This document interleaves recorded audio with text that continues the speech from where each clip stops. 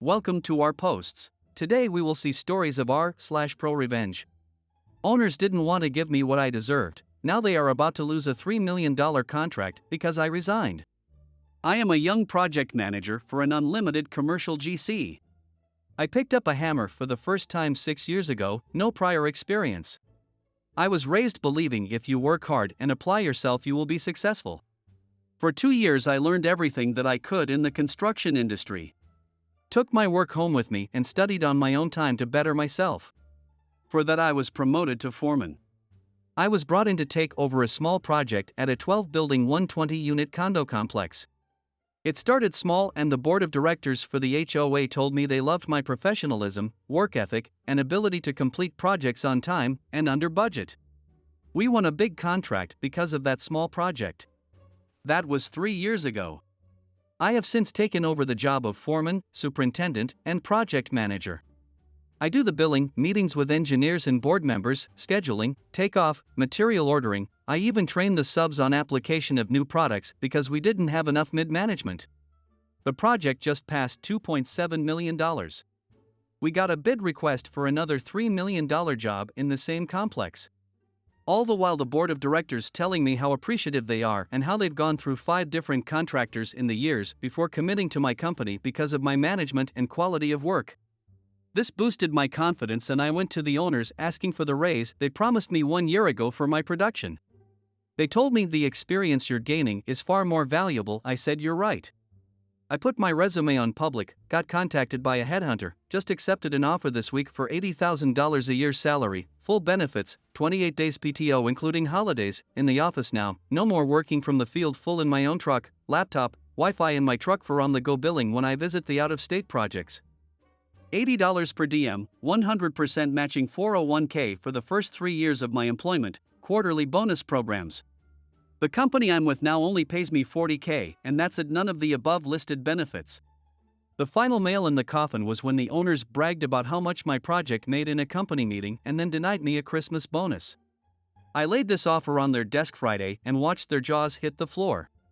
I told the HOA board president of the project I'm running about my resignation when they couldn't match the offer.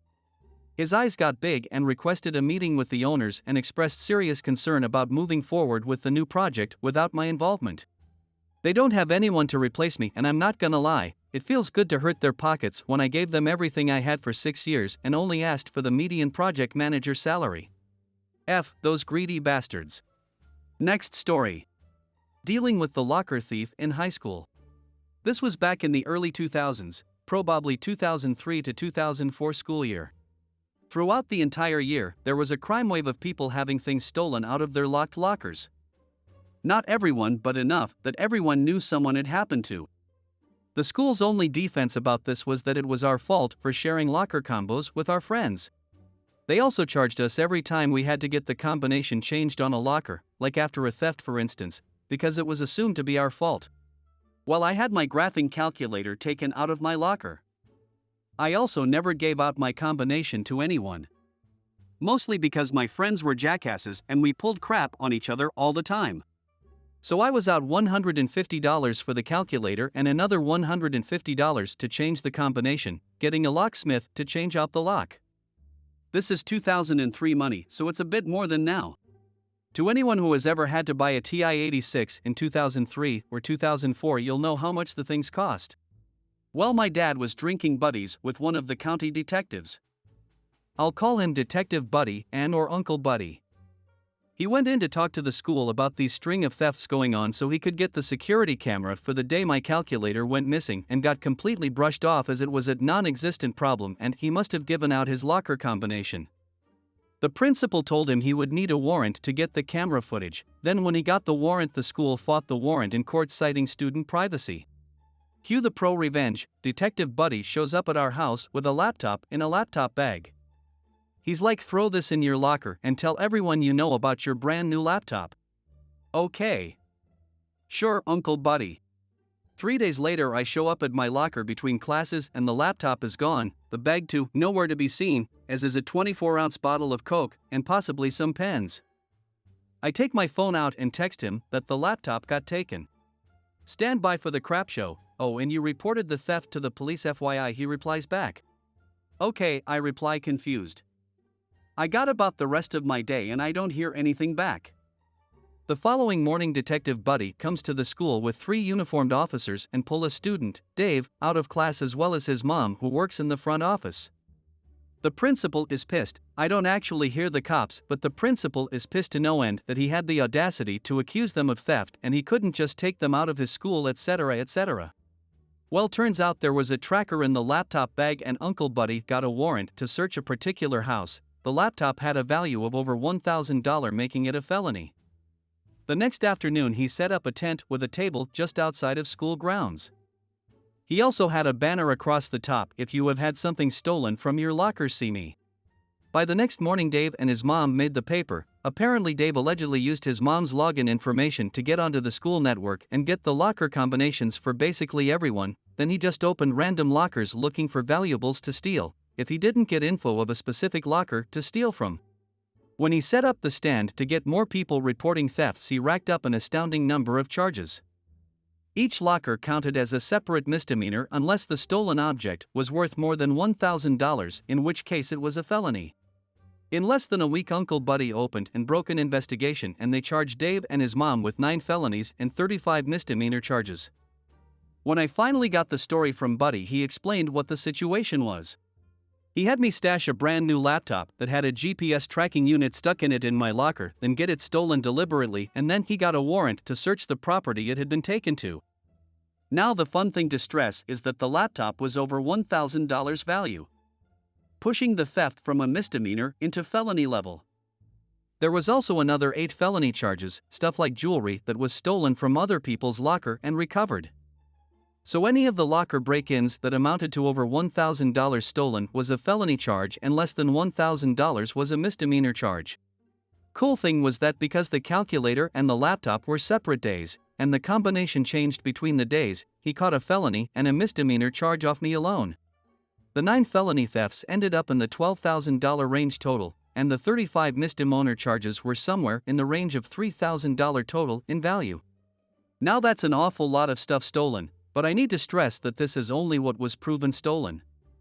Like, this is what they caught him with in his possession that they could trace back to someone. They also didn't let them plead to anything. It was Pottingville's highest profile crime in years and without a doubt one of the worst crime sprees the county had seen in decades. Next up on the revenge. Everyone who had been charged $150 get their locker combinations changed sued the school district in a class action lawsuit. The justification was that the school did nothing to investigate the 44, proven, and more than likely 200+ cases of locker theft and then charged money to get the locker combinations changed.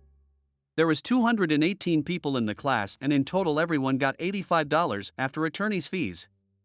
The principal also lost his job for being a bonehead and not bothering to attempt to deal with the massive problem that was reported to him going on at the school. The fun thing I need to point out is that the school brought in a locksmith to change out the locks. That's why the justified charging $150. Well, the school already paid the $150 a locker, but they also had to return $100 per locker, meaning that they were out $21,800 plus their legal fees for that class action suit. Next comes the criminal trial and the fallout. The prosecutor's deal was 10 years in prison, 5 in juvie and 5 in adult prison, for Dave and 15 for Dave's mom. Well, they refused that deal and it went to trial. Dave got 1 year prison for each felony, the state minimum, and 1 month probation for each misdemeanor. So 9 years plus 35 months of probation. His mom received 18 years of jail and 6 years probation. Having attended much of the best parts of the trial, I will say this.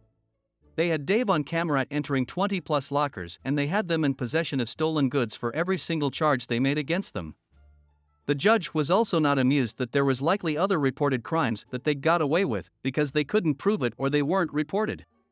Dave's mom got it worse. That was a fun sentencing to show up for. But the most important thing is that I got my graphing calculator back. It had my name engraved inside the battery compartment. I still have it as well as a cool story to tell. Next story. Make false accusations? Lose your business. Background: I used to work at a small mid-sized law firm. At the time there were 10 lawyers, including the owner. His setup was basically to do as little work as possible and just take a cut from the rest of us as independent contractors.